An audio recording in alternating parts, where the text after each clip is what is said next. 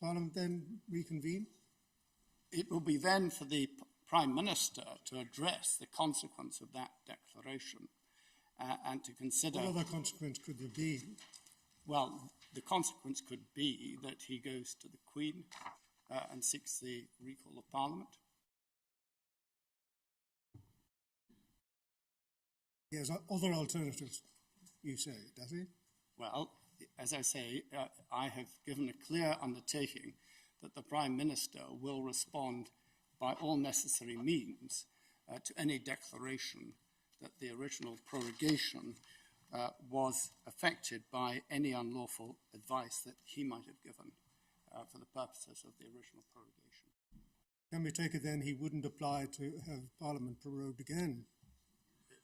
I'm not in a position to comment on that proposition at all, my Lord. That's why I'm personally very interested in what you say the effect is, because abiding by a declaration conjures up a number of possibilities. That will have to be addressed by the decision maker, my Lord.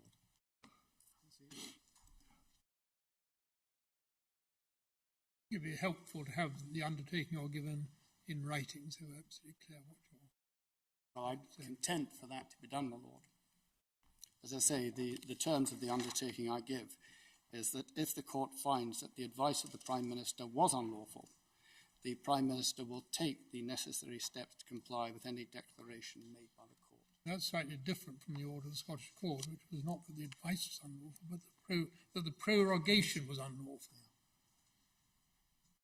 I mean, are you accepting that if the advice was unlawful, then the prorogation is unlawful? The position, as I understand it, is that the complaint from the petitioners is that the advice given to Her Majesty was unlawful, because the decision... I understand that. Because the decision of Her Majesty to prorogue cannot be impugned. Well, for my part, it would be helpful if, between you and Lord Panic, you can work out and give us a clear formulation of what you say you're prepared to undertake. Well, I'm content to speak to my friend Lord Panic to see if we can agree a form of right on that. Without that, we would have to rule on your Bill of Rights point. Indeed, sir. If I'm not prepared to respond to Lord Kerr's question, that there's no undertaking not to prorogue again, will the undertaking give Parliament an opportunity to decide whether it wishes to pass any legislation before that happens? Well, my lady, it must be for the decision maker to consider the declaration made by the court and to ensure that he proceeds lawfully thereafter. Can I ask Lord Keane what the status is to be of the order in council granting prorogation? Well, or ordering prorogation.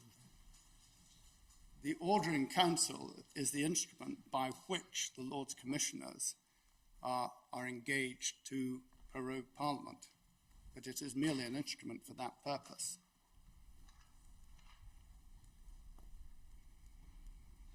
It is possible for an order in council to be impugned. I quite accept that, and there is authority for that proposition.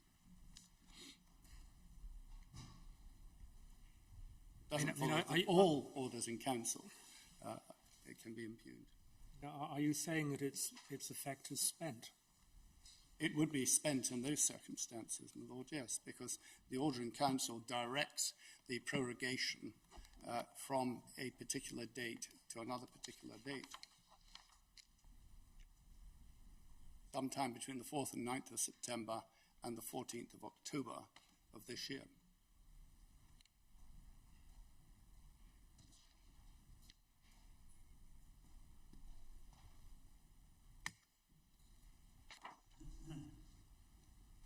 Lords, the focus of the submissions that I now make will be on the detailed reasoning of the Inner House of the Court of Session, in the context of the Inner House having agreed with the principle of non-justiciability in public law. What the Inner House then sought to do was to apply an exception to that principle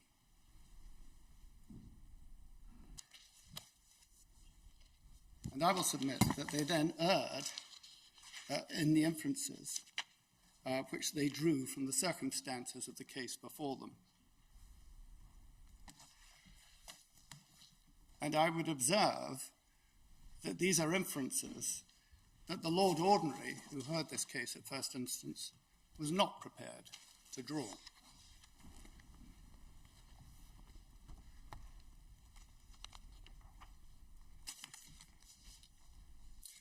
Furthermore, I venture that an examination of the inconsistent reasoning in the three inner house opinions tends to reveal the very absence of manageable judicial standards for the exercise that the inner house purported to carry out.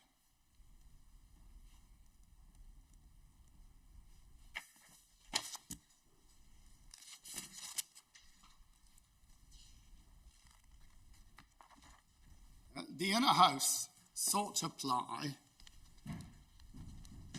what they regarded as a proper purpose or improper purpose to the exercise of the prerogative of prorogation. Various terms were used in the opinions of the inner house: formal purposes, standard use, proper purpose, intended scope. But as we seek to set out in some detail in the written case at paragraph 87 through to 90, the prerogative of prorogation is not exercised for one or more limited purposes. And I would submit, for the reasons explained in the case at paragraphs 88 to 90, that an improper purpose doctrine or test has no sensible application to the exercise of the prerogative power of prorogation.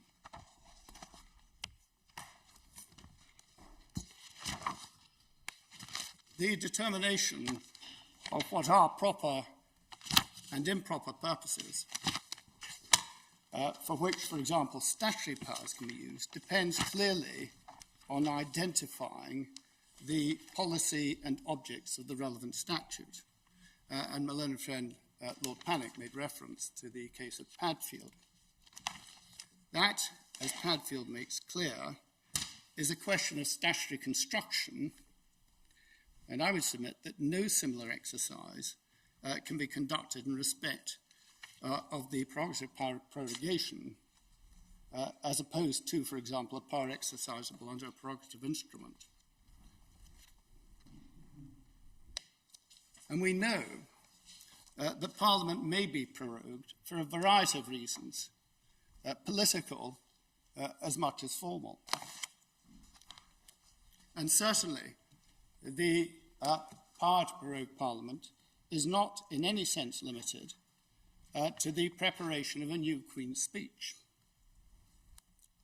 That was a point which the Divisional Court made very clear in its own judgment, and I refer there in particular to its judgment at paragraph 55. Indeed, the Divisional Court went on to observe that even if one was looking only at the matter of the provision of a new Queen's speech, it was not for the court to determine how much time might be contemplated as necessary or required, even for that purpose alone.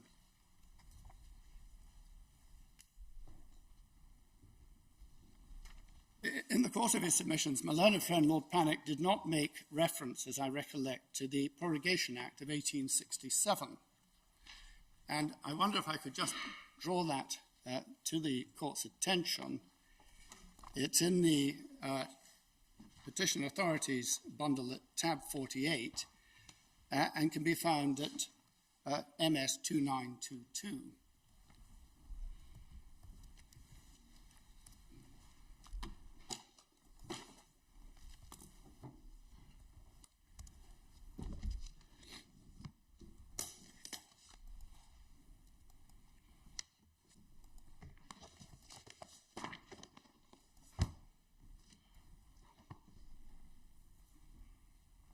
just looking very briefly at the provision of Section 1, whenever Her Majesty shall be pleased by and with the advice of the Privy Council of Her Majesty, in this context, of course, the Prime Minister or the Executive, to issue her royal proclamation to prorogue Parliament from the day to which it shall then stand summoned or prorogued, to any further day being not less than 14 days from the date thereof, such proclamation shall, without any subsequent issue of a writ or writ patent or commission under the Great Seal of the United Kingdom, be a full and sufficient notice to all persons whatever of such royal intention of Her Majesty.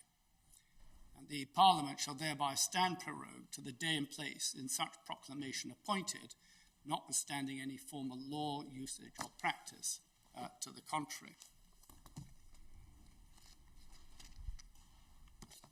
But that isn't what happened in this case. That is not what happened in this case, but the point, milady, is simply this, that Parliament has made express provision that where Parliament stands prorogued, it may be prorogued for a further period of at least 14 days, by exercise of the prerogative. And that is not, on the face of it,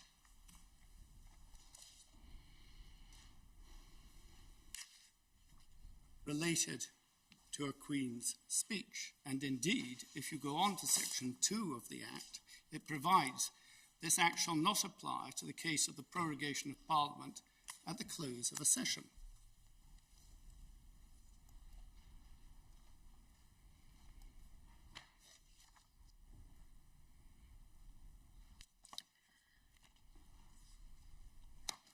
What was the purpose for the prorogation in this case?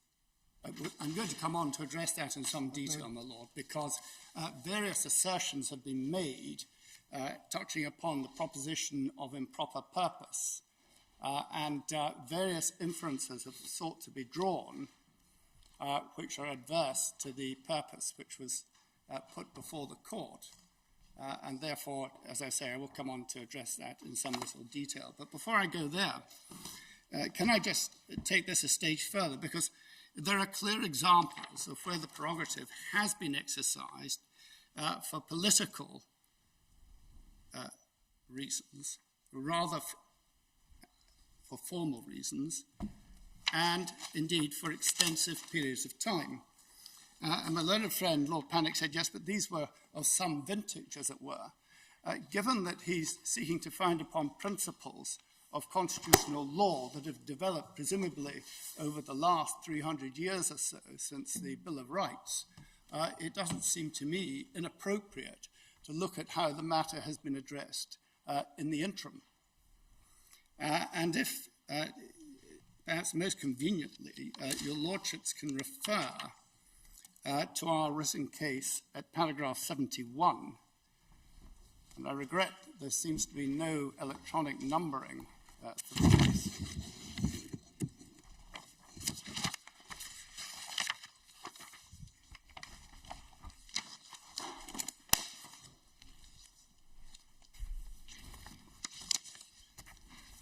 And just put in context, at the beginning of paragraph 70, it's observed, in giving advice on prorogation, the Prime Minister will necessarily take into account matters that are political.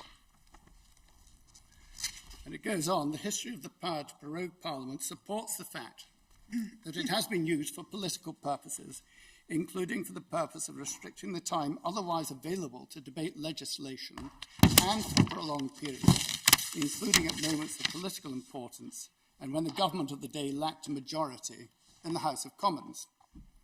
And the first example is given in respect of September 1914, shortly after the outbreak of the First World War, where Parliament was initially prorogued until 27th October, with the King's speech on prorogation noting that the circumstances, and I quote, call for action, not speech. And on 16th October 1914, Parliament was further prorogued by proclamation until 11th November 1914. And that clearly was not for the purpose of a King's speech.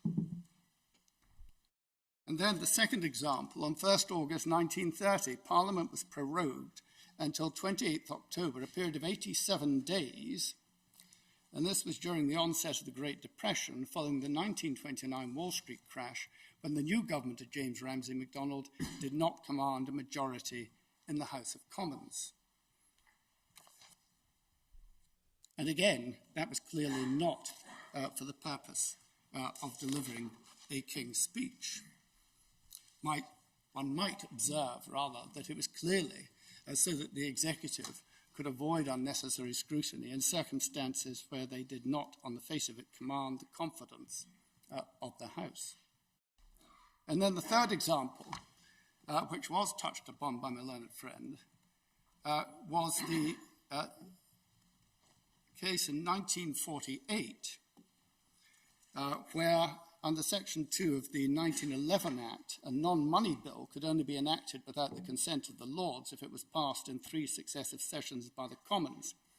As noted below, each session of Parliament conventionally lasts for approximately a year.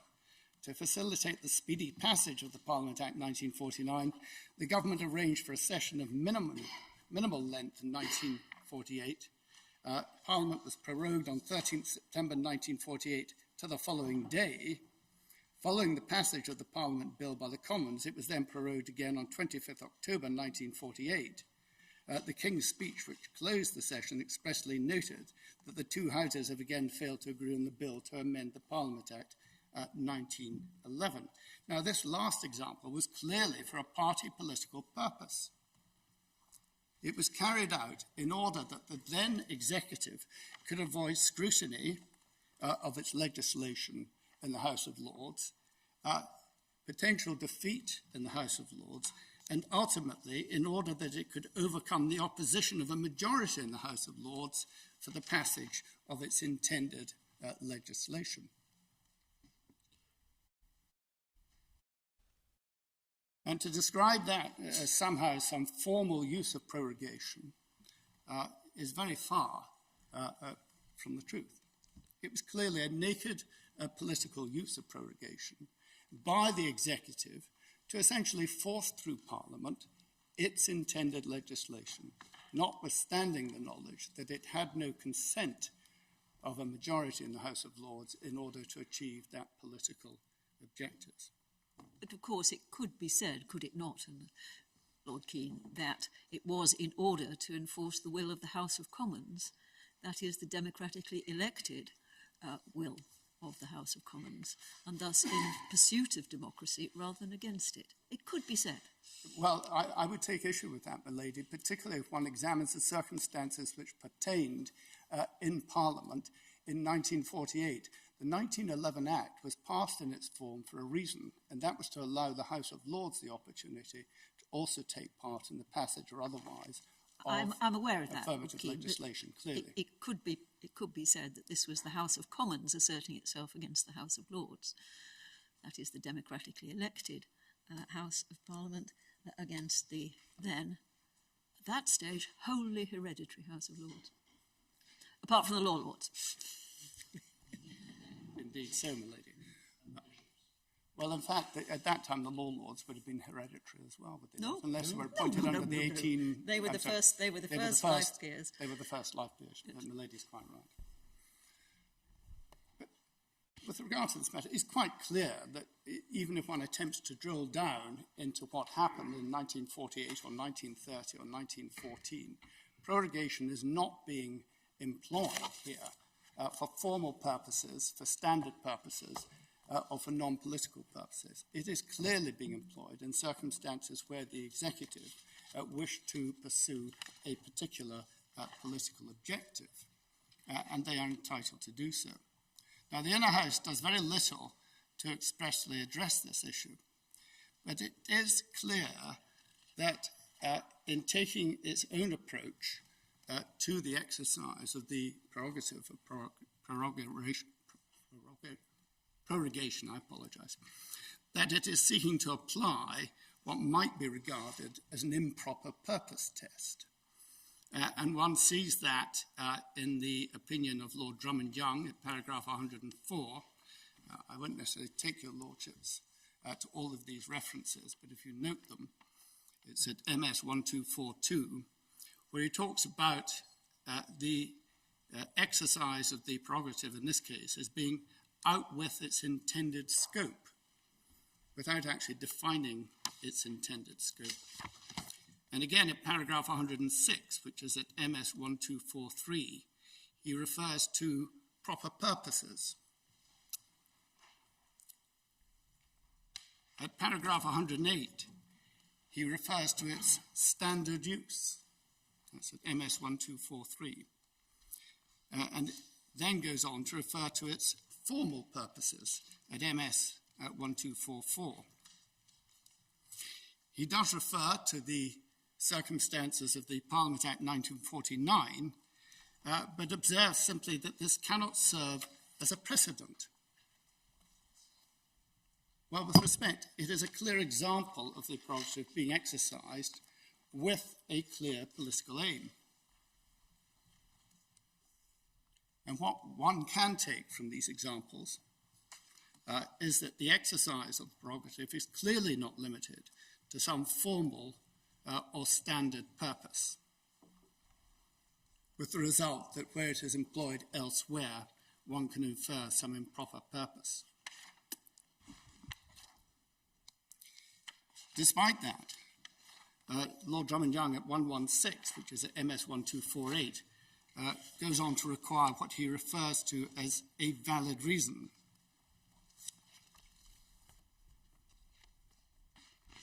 Now, if the court requires a valid reason, then it would surely require to identify an invalid reason, and in particular, an invalid political reason, because it's quite clear that the reasons for seeking to exercise the prerogative of prorogation may be political rather than formal. And in the same vein, the Lord President at paragraph 50 of his judgment uses the language of, and I quote, legitimate political considerations.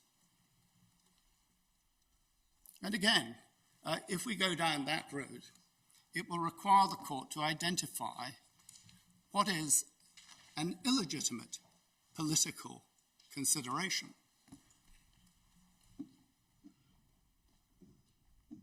So the effect of the Lord President's language is to apply a political purpose test of some kind.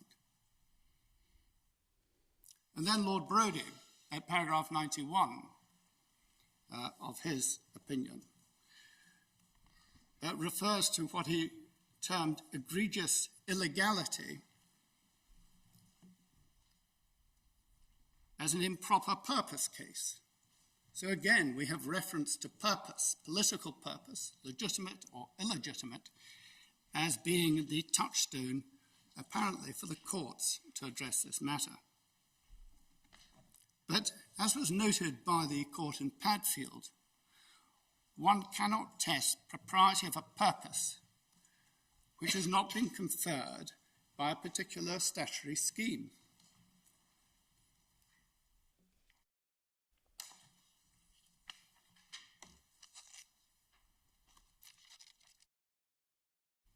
Because without a statutory scheme, you have no yardstick against which to measure whether the exercise is proper or improper.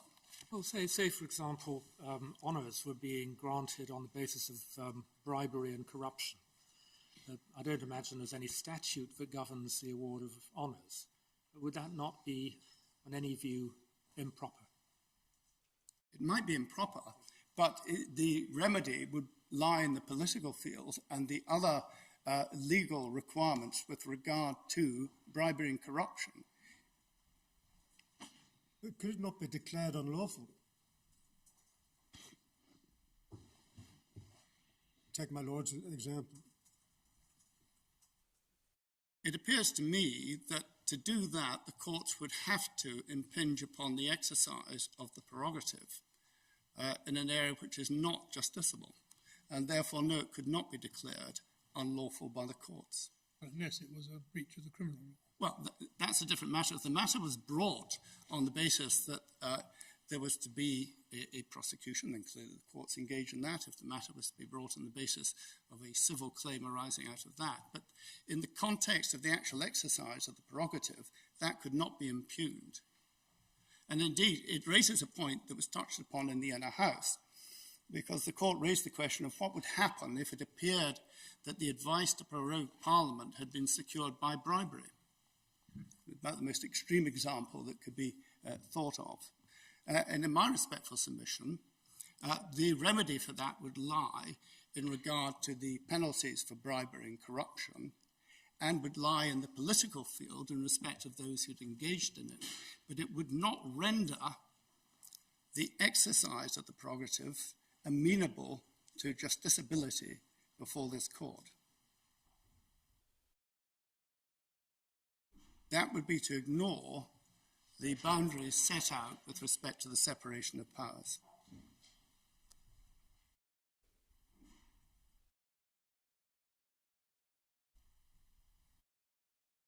Where Parliament wishes to determine when it does not wish to be prorogued, then Parliament, can and indeed does address this by primary legislation. The legal limits on the power of the executive are, in other words, set by Parliament and not by the courts, insofar as it concerns the exercise of the prerogative to prorogue.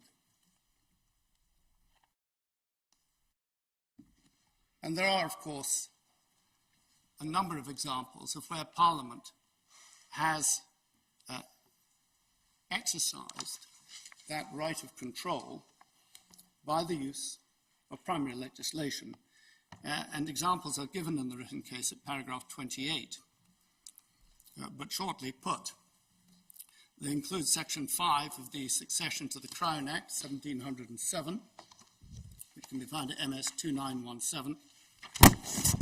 Section 52 of the Reserve Forces Act 1996, which can be found at MS 2925, and Section 28 of the Civil Contingencies Act 2004, which can be found at MS 2927.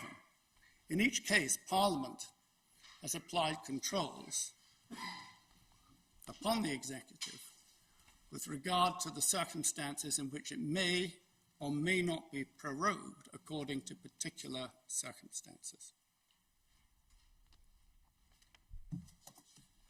But of course, the most recent example of this can be found in Section 3 of the Northern Ireland Executive Formation Act 2019,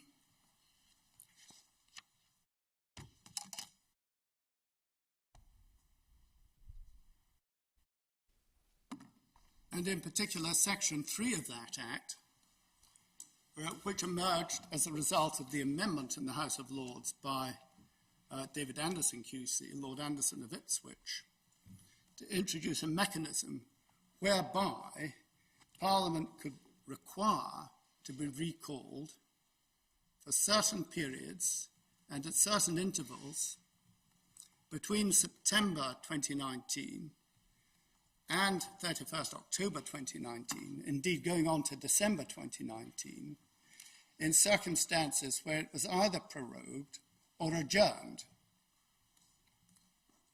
by reference to recess being what appears to have been contemplated. Where do we find Section 3? MS 2951, my lady. And there's a detailed analysis of its terms set out in the written case as well. And I'll come on to it in a little more detail, if I may, in a moment. But when the Inner House came to address the provisions of that Act, it appears, in my respectful submission, that the majority fell into error with respect to the provisions of Section 3.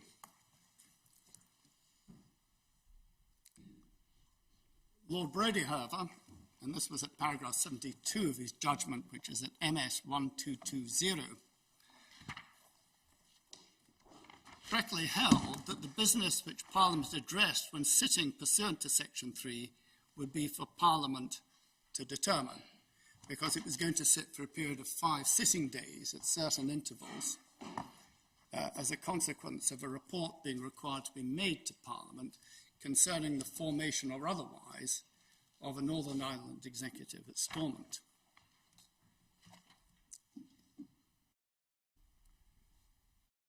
Lord Drummond-Young, by contrast, and this was at paragraph 114 of his judgment, MS 1247, suggested that the sittings of Parliament pursuant to Section 3 of that Act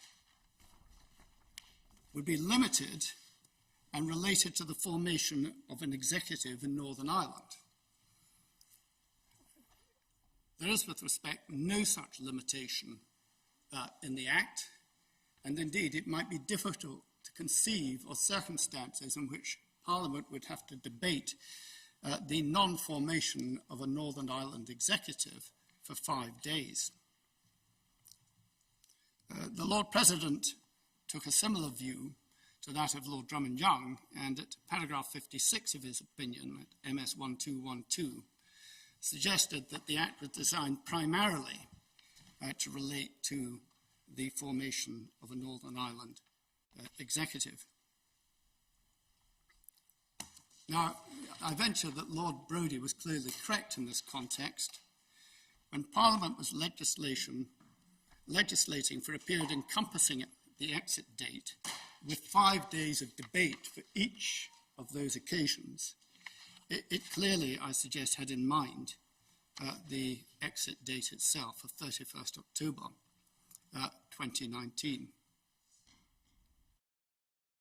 But perhaps the most notable aspect of Section 3 of the Northern Ireland Executive Formation Act is that from its terms we can clearly discern that Parliament anticipated that it might be prorogued or adjourned in the period between September and 31st October 2019 and legislated accordingly.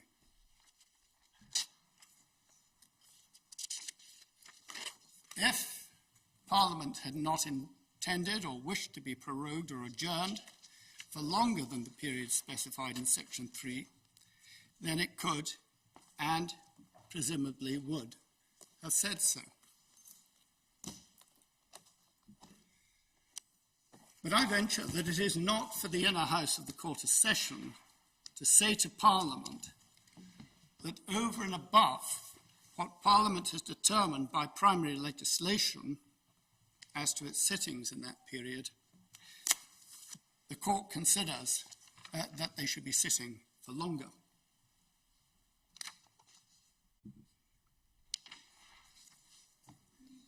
Whilst we've got Section 3 out, once the first report's been laid, there's an obligation to lay a subsequent one. And in that circumstance, it has to be laid before each House of Parliament by the end of the day on which it's published. So there has to be by the 9th of October. Is there going to be another sitting for that to happen?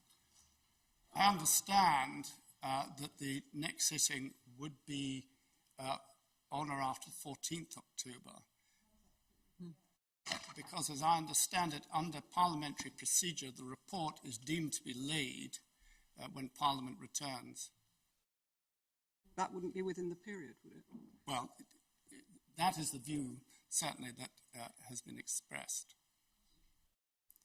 There may be an alternative view, but that certainly is the view that has been expressed, that under parliamentary procedure, the report made would be deemed to be laid on the day Parliament returns. Thank you. But I'll take steps to check that. That would be helpful. Thanks.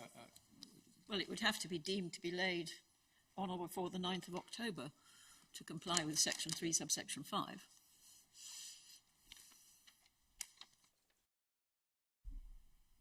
Wouldn't be regarded as laid during recess. No, it wouldn't. So what you're saying is that somebody has said to you that once Parliament returns on the 14th and it's then laid, this is deemed to have been laid on the 9th. That's what you're telling us. No, I don't believe I am. I'm saying that where the statutory provision provides for the laying of the report, it may be produced on the 9th, but under parliamentary procedure, it will be regarded as having been laid on the 14th in order that the relevant... But the problem is that that doesn't comply with the timetable in the statute, because it has to be a report on or before the 9th of October, and then it has to be laid by the end of the day on which it's published. But it's the latter point, by the end of the day, as I understand it, and I will take steps to check this, but the report would be made on the 9th of October, but it would actually be regarded as laid when Parliament returned from recess. Okay. And that would be regarded I'll leave it. in that context as the end of the day, but I will take steps to confirm that. So is the report published on your understanding on the 9th, but treated as laid on the 14th? That is my understanding, my Lord. Notwithstanding that the initial report quite clearly must be laid before Parliament on the end of the day on which it's published. Indeed so. And it's the use of the term the end of the day in the context of Parliament potentially being in recess, for example. You know, on the end of the day on which it is published. I quite understand the difficulty, my Lord, and the provision has been looked at. Well, I'd welcome. I know your time limits. Your time is limited, but I'd welcome some clarity on this perhaps later on. Can I indicate to the court that I will return to that in my reply once I've clarified what the position is understood Thank you. to be? But that is my understanding of the position at the present time. The point that I seek to make in the context of Parliament having passed Section 3 of the 2019 Act is this. Parliament had the opportunity and the means to determine where and when it would and would not be prorogued or adjourned in the period from September up to, indeed, December of 2019. If Parliament had wished not to be prorogued or adjourned for any longer period in that period or in that time, it would have been able to address that matter itself by way of primary legislation. It did not do so. Subject to This consent of Act the sovereign. came into force on the 24th of July. Was there any suggestion from any official source on the 24th of July of any intention to prorogue Parliament over a period which included the 9th of September? Milady, Sorry, 9th of October?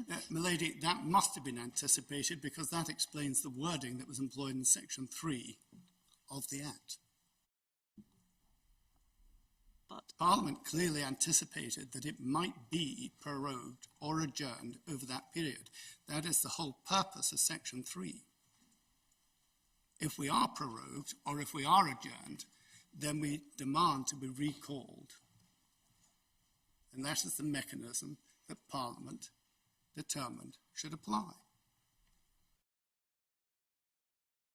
If there had been no contemplation in anyone's mind of Parliament being prorogued or adjourned, it is difficult to conceive of how Section 3 would have emerged into the Northern Ireland Executive Formation Act. The latter being what might be termed a convenient vehicle for the amendment that was introduced in the House of Lords in order to introduce what is now Section 3 of the Act. But what I say is it is quite clear from the terms of Section 3 that Parliament did contemplate that it might be prorogued or adjourned during the relevant period. That must be the case. If one proceeds on the premise that there was inaction by Parliament when action could have been taken, what is the significance of that? Well, the significance is this, that if and when Parliament does not wish to be prorogued by exercise of the royal prerogative, Parliament controls that process by means of primary legislation. The issue is determined by Parliament. It is not determined by the courts.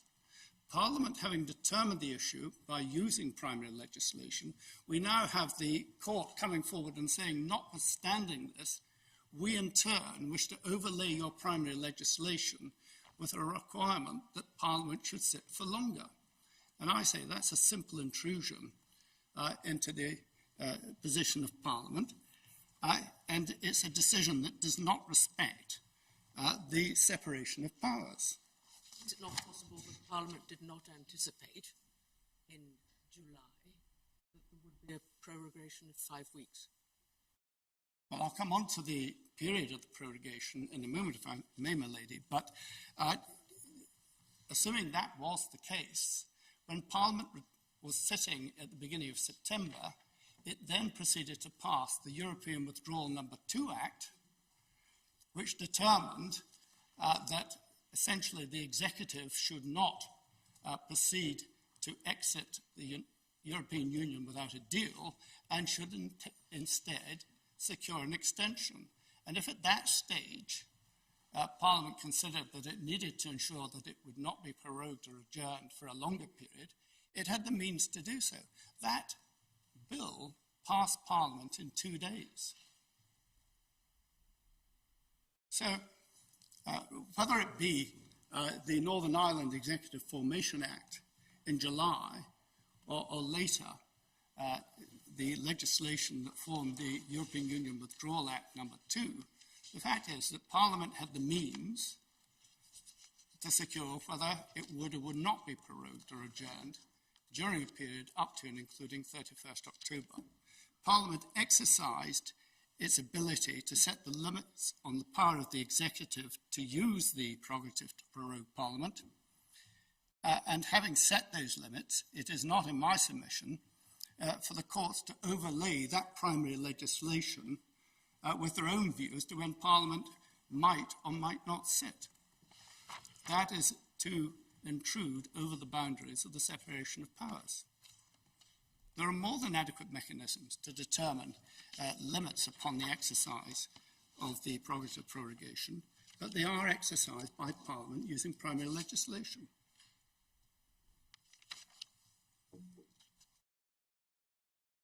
So that being the position, if I can move on slightly, I pose this question. How then did the Inner House come to hold that the exercise of the prerogative to prorogue Parliament could be challenged?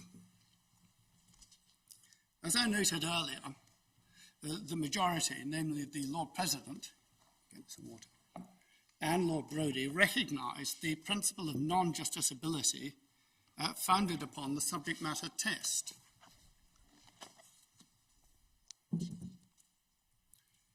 And as I also noted, the Lord President held that decisions that are made on the basis of legitimate political considerations are not justiciable.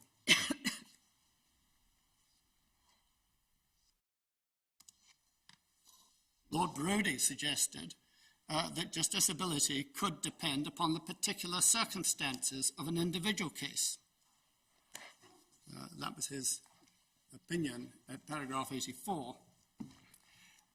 And particularly where the case was, as he described it, extreme or egregious. But that, of course, is not the subject matter test, which he's previously acknowledged is the relevant test to apply in the context of justiciability.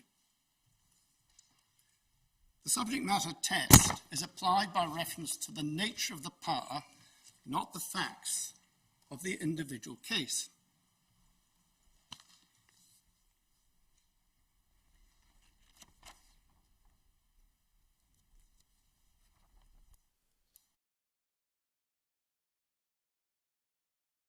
That, I submit, is clear from the authorities that my learned friend Sir James Eadie is going to come on to address.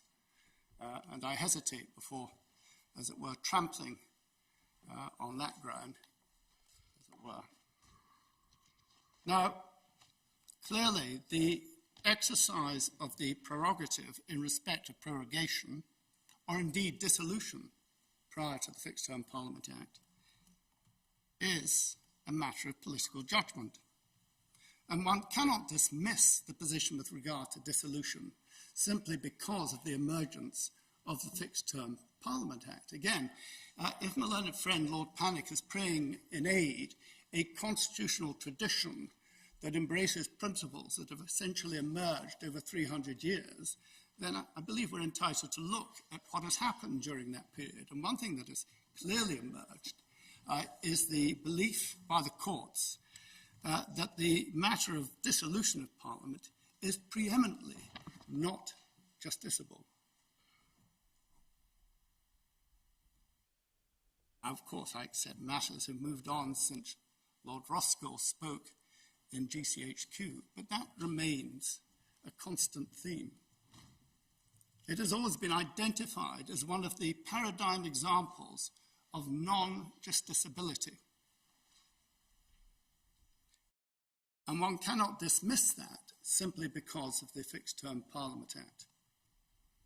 And the Fixed Term Parliament Act, of course, in turn, at Section 6, expressly preserved the prerogative of prorogation. Now, if, as the Lord President suggests in his opinion at paragraph 50, such a power is only non-justiciable when based on legitimate political considerations, how is the court going to be equipped to decide what these are, or indeed what they might even be? In my respectful submission, the Lord President has nakedly entered the political arena by going down this particular road. Isn't he saying there are political considerations which offend the law, rather than some political considerations are legitimate and some aren't? In my respectful submission, he is quite clear. He uses the term legitimate political considerations. Yes. And that therefore raises the question of what are illegitimate political considerations, and how is the court equipped to judge the difference between a legitimate political consideration or an illegitimate political consideration. Let's start, I suppose, by being told what the consideration is. Absolutely, and I'm going to come on to that in a moment, my Lord, and deal with that in a little detail, if I may. But let us go back to the principles. The Lord President accepts the principle of non-justiciability based upon the subject test. But he says the tipping point is that applies where a decision is based on legitimate political considerations. And I just underline that the court is not equipped to decide what is a legitimate political consideration and what is an illegitimate political consideration. And the matter is not really taken any further by Lord Brodie, where he suggests that the test is one of egregiousness. Again, no judicial standard is being provided. What is egregious in that context? What is shocking to one politician may be very less than shocking to another. Then at paragraph 51 of his opinion, which is at MS 1209, the Lord President sought to rely on what he termed, and I quote, the good governance principle. But again, what is this? If anything, it is a political aspiration. By what legal test do the courts purport to determine what is good as opposed to bad governance?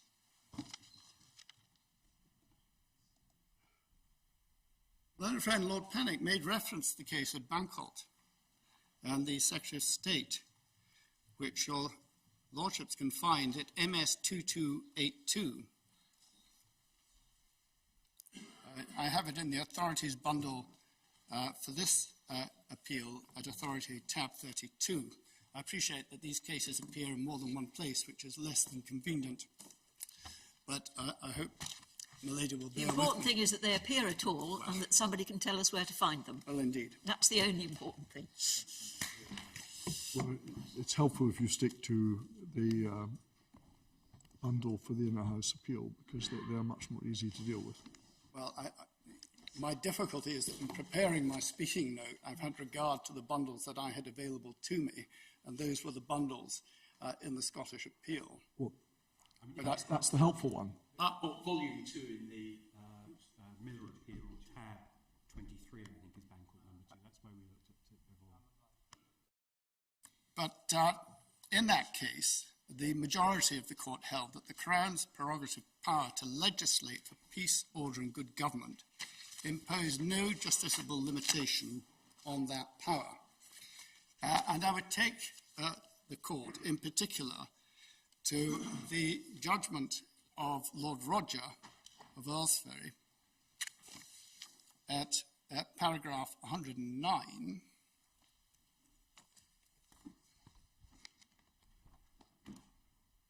which can be found at MS 2333.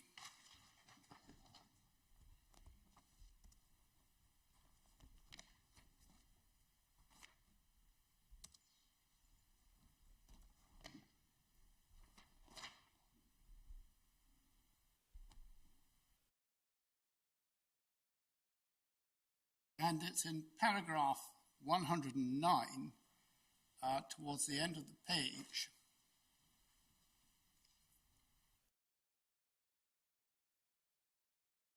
Equally, he says, it cannot be open to the courts to substitute their judgment for that of the Secretary of State advising Her Majesty as what can properly be said to conduce to the peace, order and good government of the IOT.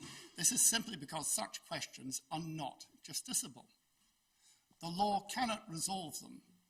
They are for the determination of the responsible ministers rather than judges.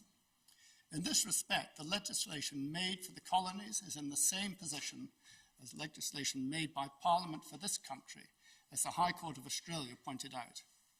In both cases, the sanction for inappropriate use of the legislative power is political, not judicial. The difference, and it is of course very important, is that orders in council are made without the concurrence of Parliament or of any other representative legislature, and so the political control is less direct. That lack of direct political control over them may well be considered undesirable in today's world. If so, the appropriate remedy is for Parliament, not for the courts, to get involved in scrutinising the substance of such orders in council. And again, Lord Carswell, at paragraph 130, MS 2340. Before we move on from 109, isn't Lord Rogers' point really predicated on what he says at the start of 109? He's making a very technical point about the scope of the powers to legislate for peace, order and good governance in the territory, that being equivalent to a full legislative discretion as Parliament would have. It's not one which the judges, the courts can test. No, it's not in the same way that we wouldn't test an act of Parliament. That's purely political. But I thought that the case that we're dealing with here is not dealing with an exercise of legislative authority, but of some other prerogative authority, not legislative in character. Indeed so, but I cite Lord Roger in that context, and in addressing the issue of how, if at all, the courts could address themselves to the matter of good governance, which is the term used by the Lord President in this context. Yes, thank you.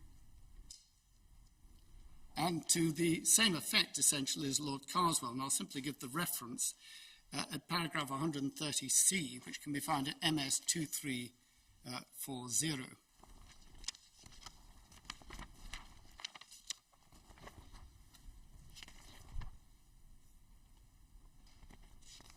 So I submit that although the Lord President and indeed Lord Brodie acknowledge the principle of non-justiciability and its application by reference to subject matter, they simply don't follow through and apply that test which they've identified, but instead slip into concepts of illegitimate purpose, good governance, legitimate or illegitimate political considerations, none of which are amenable, I submit, to determination by the court. But that brings me on to the question raised by Lord Kerr, which is directed to the circumstances in which, in this case, the Inner House felt that they could identify a purpose in respect of the prorogation.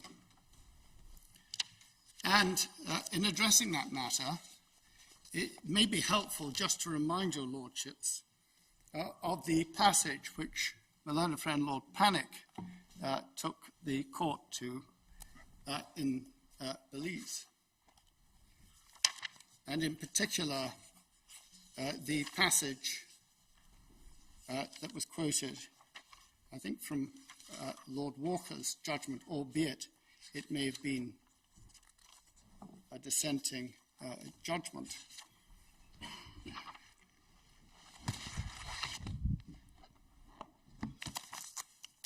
And it's found in the case of Das, which he took the court to.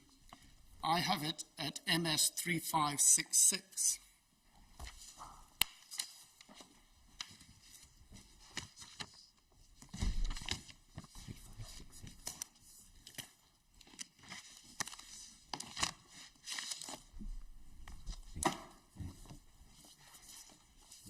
Sorry, could you give me that reference again, please, the MS number? I believe I noted it as MS 3566.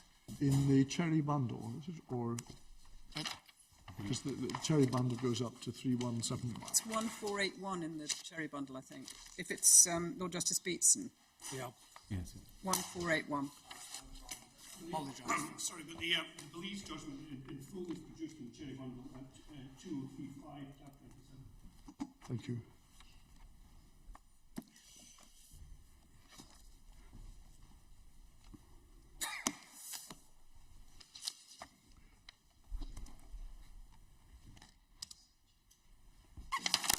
Sorry, Lord King, which one do you want us to look at? Well, I'd be happy to find either of them. So if you bear with me for a moment, I will endeavour to do so.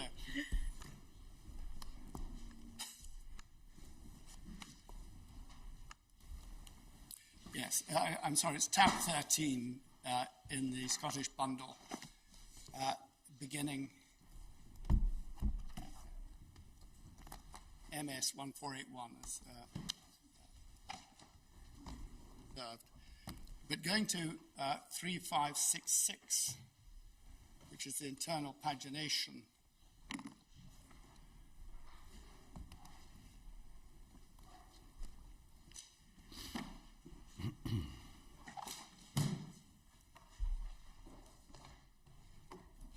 It's 1509 on the MS. It's the final paragraph.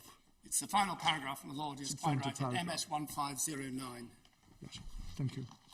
And references there made to Lord Walker in Belize Alliance and to the obligation that was referred to cooperate and to make candid disclosure by way of affidavit of the relevant facts and this is the important part in parenthesis, so far as they are not apparent from contemporaneous documents which have been disclosed, the reasoning behind the decision challenged in the judicial review proceedings. And I draw particular attention to the observation, so far as they are not apparent from contemporaneous documents. Yes, I mean, I see now that this was not the main judgment in which Lord Walker dissented, but in fact was a preliminary hearing. So I think my point was a bad one. Now, there was correspondence between the Government Legal Department and the agents acting in Miller on the matter of the production of documents, and if the court has regard to Miller Bundle at page 518, electronically I believe we had 63. Too difficult for me. If we have regard to the bundle there, we will see the 581, I'm advised. we have a letter from the Government Legal Department of 4th September 2019 to Mishkins.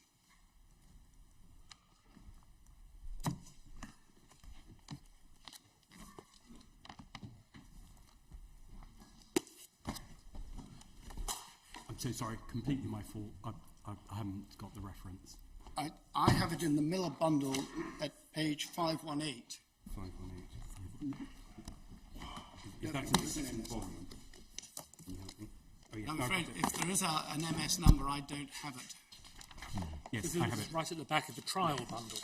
It is in the trial bundle. It's at the very end of the trial bundle. Yes, thank you. I have it.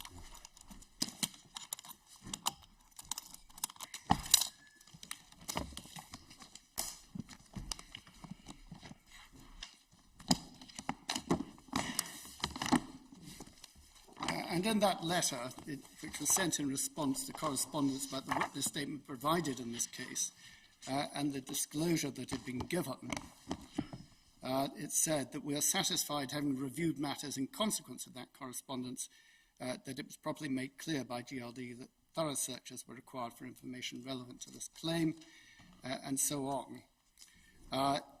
And then towards the end, for the avoidance of doubt, we consider that the reasons for the decision can properly be derived from those contemporaneous documents recording what was communicated to and by the Prime Minister, and especially the Cabinet Minute, and we have seen nothing to suggest that that is not so. Finally, in relation to the redactions made to the documents disclosed, we have nothing to add to the reasons given in the witness statement. We will take whatever steps the Court may consider appropriate, remaining as we do concerned to assist the Court in whatever way we can, and we have considered and reconsidered the duty of candour. However, our considered view is that both the witness statement and the disclosure exercise have been dealt with properly. So that was the background to how the matter was being approached in that context. And it is then perhaps useful not just to look at the documents that were produced, which quite exceptionally included a Cabinet Minute, but the way in which the Lord President recorded that documentary evidence that was laid before the court in Scotland. And that can be found if we go to the Lord President's opinion, first of all at paragraph 9.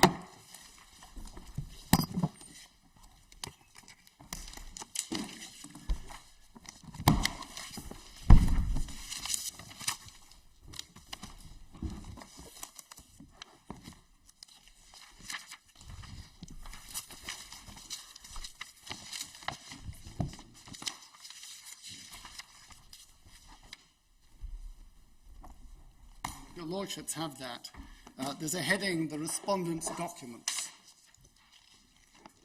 And it says that on the eve of the hearing before the Lord Ordinary, the Respondent produced a number of documents relative to what happened within the government. The first is a memorandum dated 15th August from Nicky de Costa, the Director of Legislative Affairs within the Prime Minister's office, to the Prime Minister. This reads as follows, and if I could just quote from the summary: the current session is the longest since records began, and all bills announced as part of the last Queen's speech have now received royal assent or are paused awaiting carryover into the next session. This makes it increasingly difficult to fill parliamentary time with anything other than general debates. As a new Prime Minister, there is an expectation that you will set out a refreshed domestic programme, and it would be natural to do so when the House returns in the autumn. As the first week's business in September has already been announced, I recommend dedicating the second to wash up on bills such as R&R. We would then prorogue sometime between the end of Monday 9th September and Thursday 12th September, allowing for the long-standing conference recess. I'll return to that point in due course, and return on Monday 14th October with the state opening of Parliament.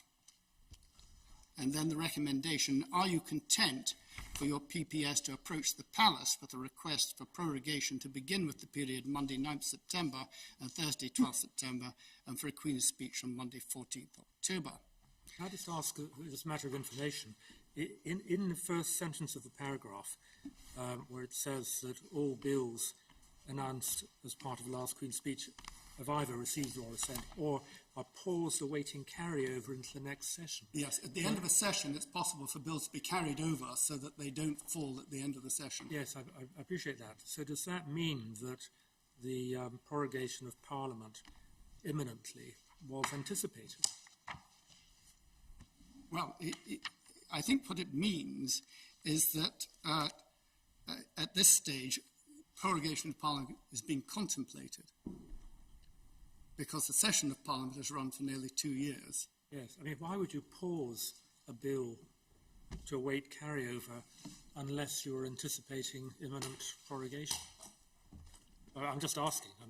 Simply because if you're at the point where the session is 2 years long, and there's a question of whether or not you're going to go into recess or prorogation, you would consider what you're going to do with the bills.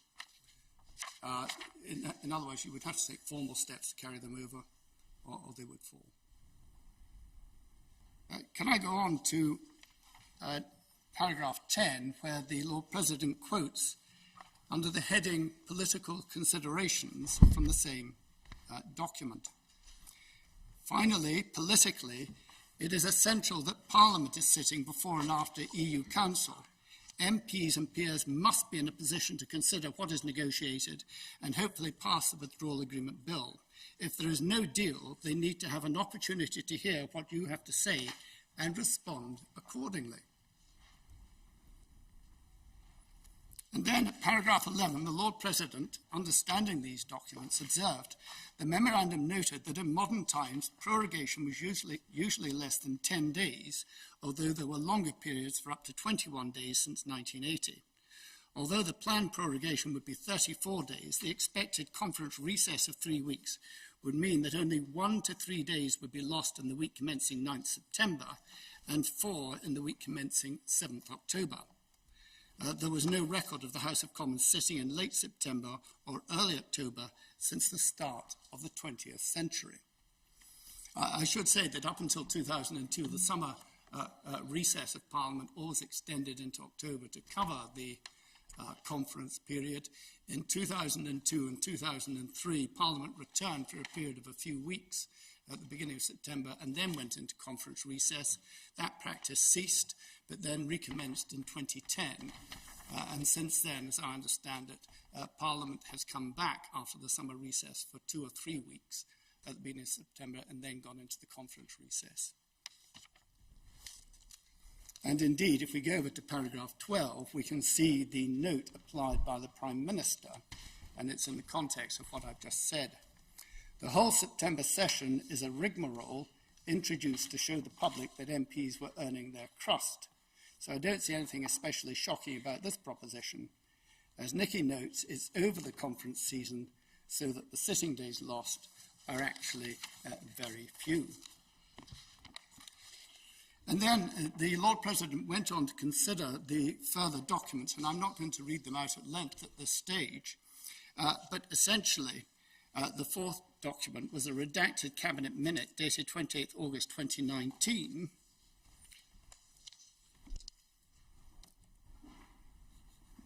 was essentially noting what the Prime Minister had decided. And at paragraph 15, the Lord President noted that this said, this timetable gave Parliament ample time to debate Brexit in the period before the October European Council on 17th to 18th October, and again in the run-up to the UK's departure date on 31st October. It was important to emphasise that this decision to prorogue Parliament for a Queen's speech was not driven by Brexit considerations. It was about pursuing an exciting and dynamic legislative programme to take forward the government's agenda. And not surprising that perhaps what was being anticipated there was some pushback for political purposes from other parties within Parliament who might seek to suggest that there was some alternative motive behind the prorogation of Parliament. Now, my learned friend, Lord Pannick, then sought to place considerable stress upon the apparent absence of a witness statement from the Prime Minister. Lord Keane, if we are leaving the documents produced, do we find in any of the, I think, 4 documents in all, an explanation of why 5 weeks was necessary for Yes. the opening of a new session and the Queen's speech? Yes, my lord, because it was going to encompass the conference recess period of 3 weeks, with the result that only 7 days would in fact be lost, only 7 sitting days would be lost to Parliament if it was prorogued during that period. That might be said to be a possible defence to this election of 5 weeks. It doesn't explain why 5 weeks was chosen. Well, the period of 5 weeks would also fall between the reporting periods under the Northern Ireland Executive Formation Act. Right, but all of this could be done in 10 days or less, couldn't it? Not if Parliament is in recess, and I'll come on to explain why that point is significant, and indeed in what respect the Inner House made a fundamental error in assessing these periods when having regard to what would happen and what could not happen during recess, because there was exhibited by their lordships in the Inner House a fundamental misunderstanding of what the position would be pursuant to parliamentary procedure. Lord Keane, my other question would relate to Ms. da Costa's Spectator article, if you happen to have it at tab 32 of the English trial bundle. 201, I think. Well, if my lord would allow me a moment. Of course.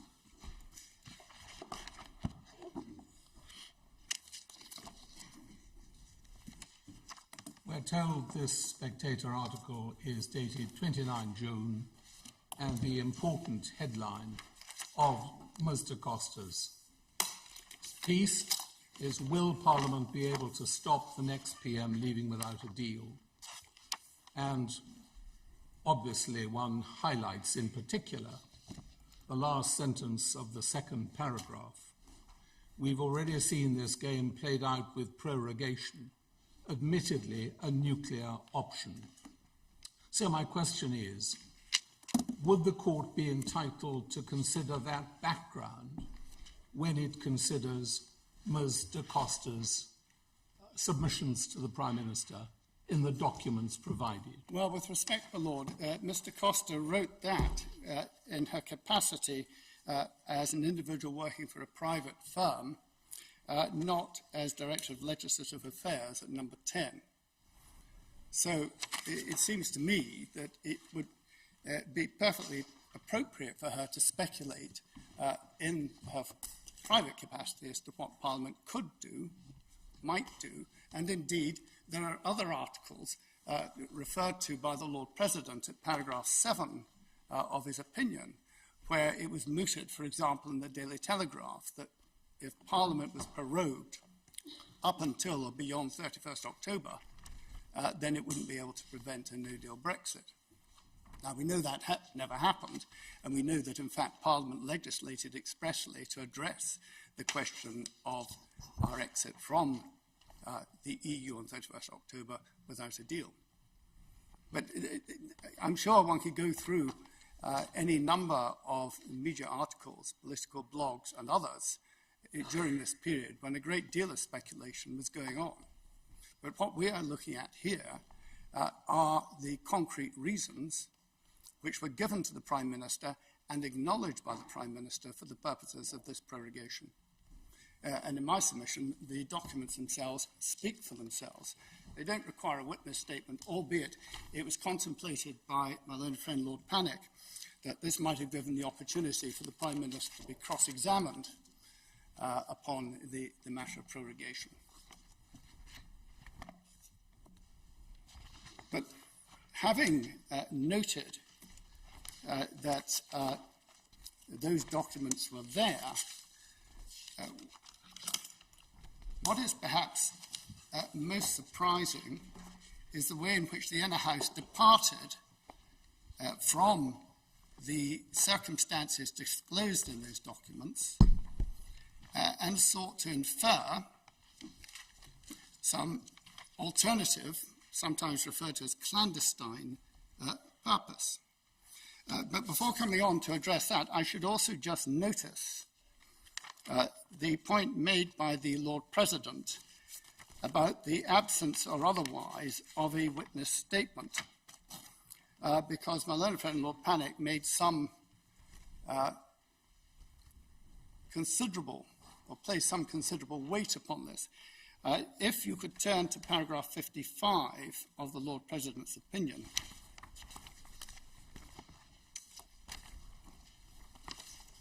He said, thirdly, there is remarkably little said about the reasons for prorogation in the respondents' pleadings. Although the court would not expect an affidavit, the Scottish equivalent of a witness statement, from a government minister or official testifying to the reason, and he then refers to the procedure in Belize, Lord Walker delivering the opinion of the minority at paragraph 86, it would expect the averments in the respondent's answers setting out that reason. So it was not the view of the inner house, Lord Brodie and Lord Drummond-Young say nothing about this, that somehow the absence of an affidavit was of any significance or led to the drawing of any adverse inference whatsoever in the context of the Scottish procedure. And that reflects, as I would suggest, the point made by Lord Walker in the passage in parenthesis, where he says, where the documents speak for themselves, there will be no requirement for a witness statement. And the Lord President, having set out the documents at length, goes on to observe that the court did not require an affidavit in these circumstances.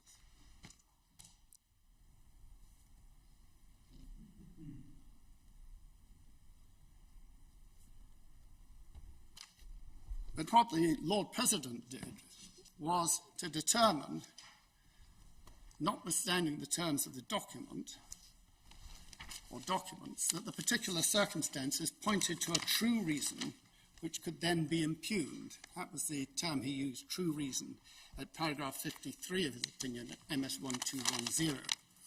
And if I could briefly give the court references to the approach which the inner house took to this, the Lord President at 56, MS 1211, referred to what he termed the extraordinary length of the prorogation. And he put that in context. He said the extraordinary length, 5 weeks, not 7 days. Lord Brodie referred to the lengthy period of prorogation at paragraph 90, MS 1234. Lord Drummond-Young refers to the same matter at paragraph 122, MS 1252, and said no rational explanation for the length of prorogation had been given.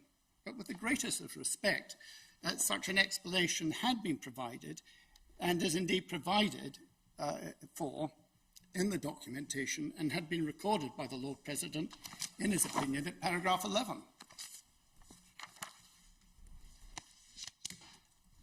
Namely, that because the prorogation would cover the conference recess period, the number of sitting days lost would be up to 7. Why did it need to cover the conference sitting? I'm just going to come on and elaborate upon that, if I may. But the point I make at this stage, how can the court draw an inference of improper motive in the face of that evidence?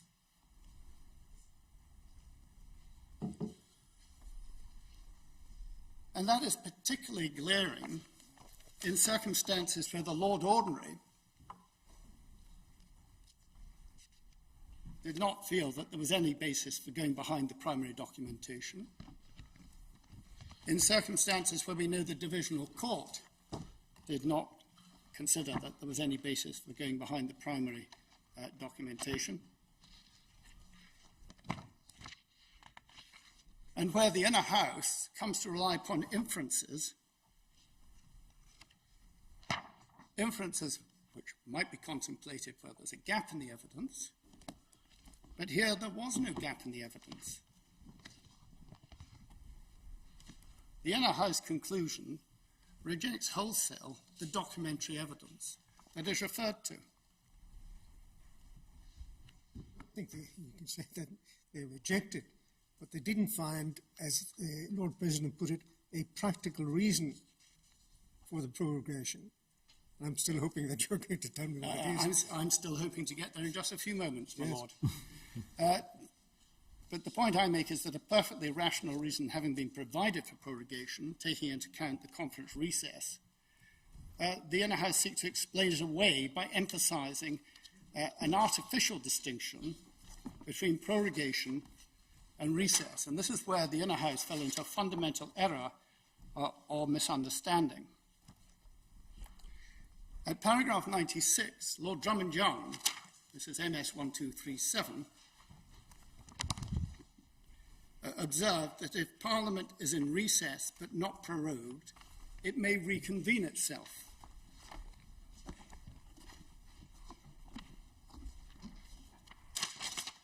At paragraph 107, lest there be any doubt about this, MS 1243, he said that recess can be revoked by Parliament at any time. At paragraph 119, he said of recess, Parliament can resume sitting at any time. That's MS 1250. And then the Lord President, at paragraph 56 of his opinion, MS 1212, Parliament, when in recess, may recall itself. And then Lord Brady, perhaps a little less explicit, at paragraph 91, MS 1234, said Parliament has a right to sit if it wishes to. My Lords, if Parliament is in recess, it cannot reconvene itself, it cannot revoke recess, it cannot resume at any time, and it cannot recall itself.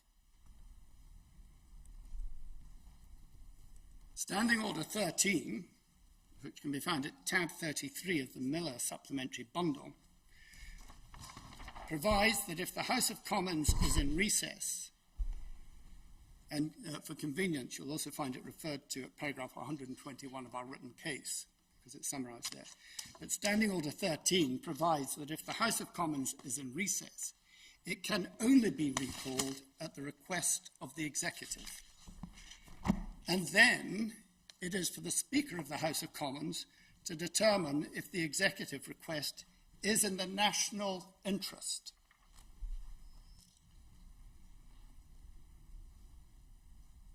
Interestingly, the standing orders for the House of Lords are rather different. Standing Order 17 of the House of Lords provides that the Speaker can recall Parliament.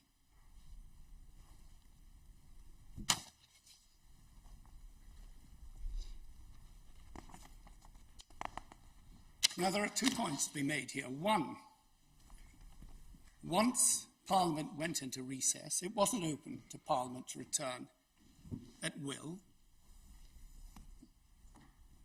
And 2, if the Executive had wanted to prorogue Parliament while it was in recess, it would have had to recall Parliament to prorogue it. And if the Speaker had decided it wasn't in the national interest, that could not have been done. And therefore, prorogation would have been delayed until after the conference recess period, which ran for about 3 weeks, into and including the first week of October. So once you factor in that point and appreciate the fundamental misunderstanding or error made by the Inner House, you can go back to what the Lord President said at paragraph 11 of his opinion.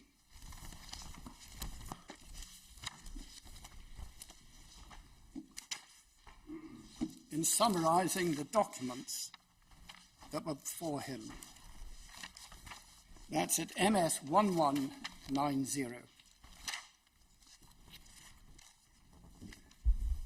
And this is the Lord President recording the documents before him. Second line, although the planned prorogation will be 34 days, the expected conference recess of 3 weeks would mean that only 1 to 3 days would be lost in the week commencing 9th September and 4 in the week commencing 7th October. A total of 7 days. And yet, later in his opinion, he expresses his opinion about the extraordinary length of the prorogation on the basis that it's 5 weeks rather than 7 days.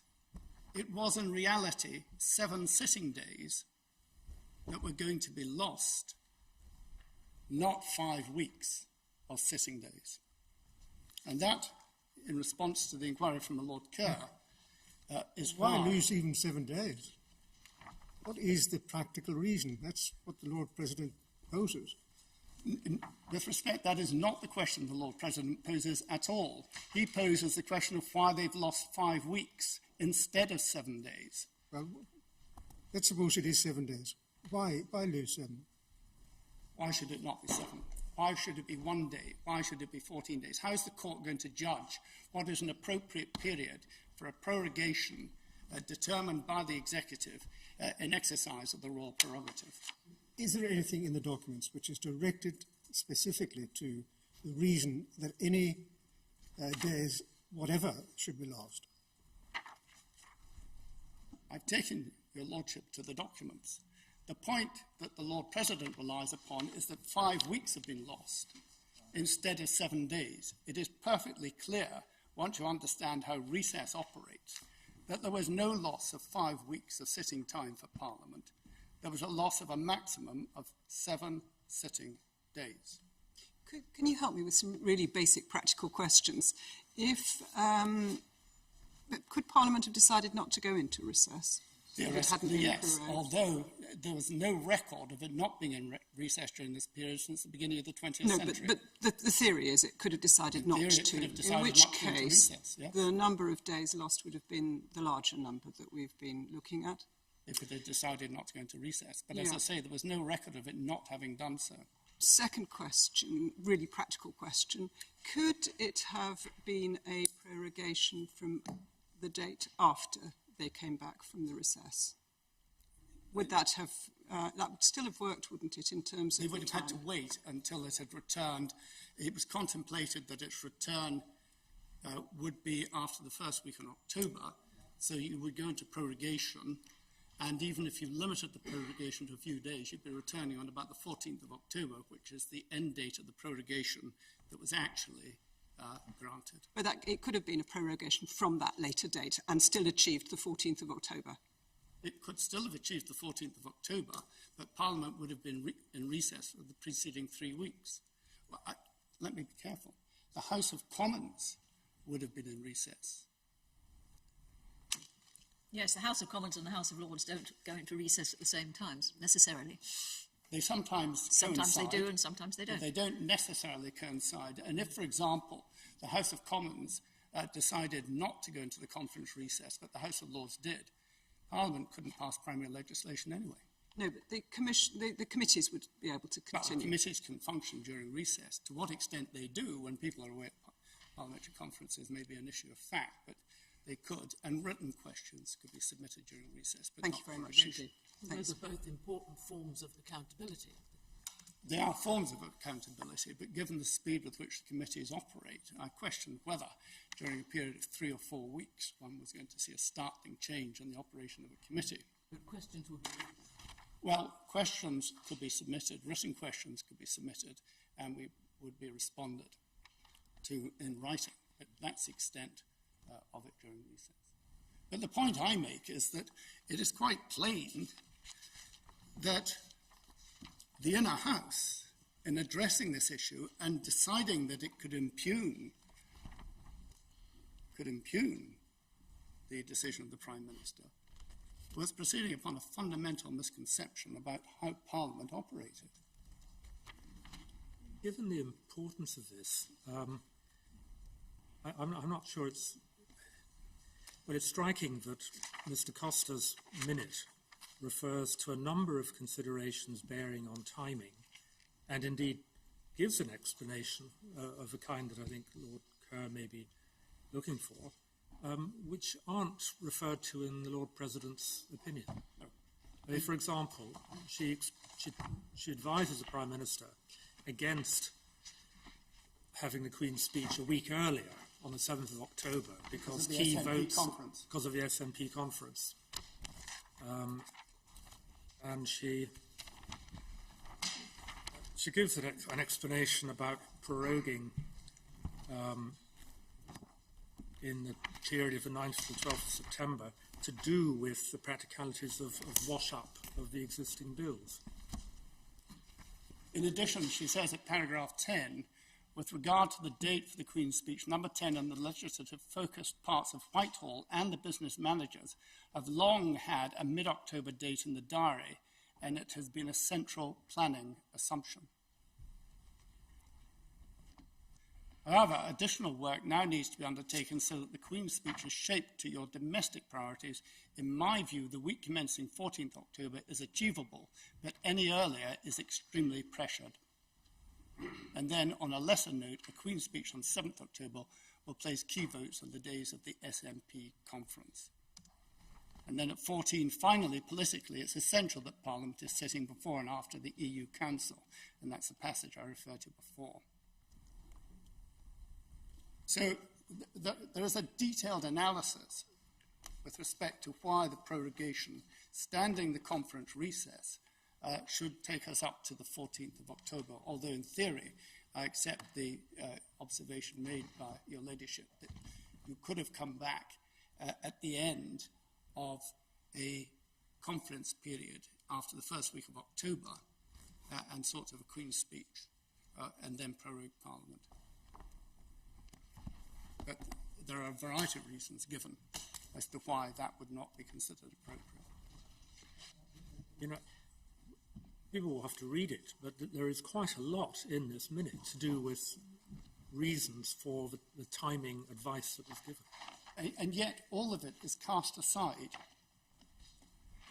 by the inner house in place of an inference which isn't required because the documents speak for themselves, and in circumstances where they didn't consider it necessary that there should be any additional affidavit or witness statement to speak to the documents, which were plain on their face for the reasons that we've just considered. And yet, I've mislaid where Mr. Costa's memo is. Could you please remind me? I'm sorry. I believe it's 317 in the Miller bundle. 317. In the trial bundle. And electronically, if you've got the Miller memory stick, I haven't. Yes, thank you. 381. MS 381. I was looking for it in that bundle, but I mislaid it. Thank you so much.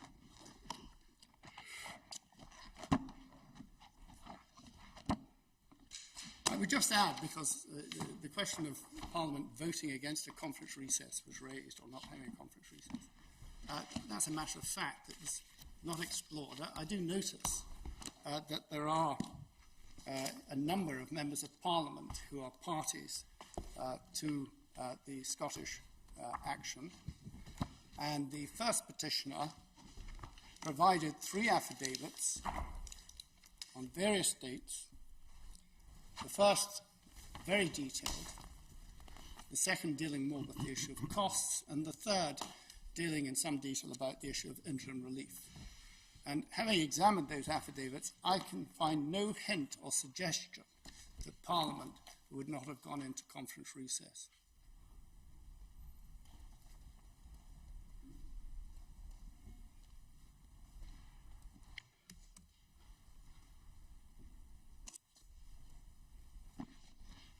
And yet,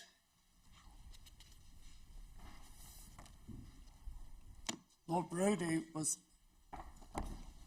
able, he felt, to describe the period as egregious. The Lord President was able to describe it as extraordinary, but only because, as I say, of a fundamental misunderstanding of how Parliament operated in the context of recess. The Lords, given the time, I would seek to rest my submissions there. in my respectful submission, it is appropriate that the interlocutor of the inner house should be recalled. And in any event, even if the court were to be against me on that, I would submit that it should recall part 4 of the interlocutor for the reasons which I sought to give earlier. And having noted what the Lady Hale said about trying to agree a form of words for an undertaking, I will speak to my friend Lord Panic on that topic. And see if And we no can doubt to produce- those instructing you.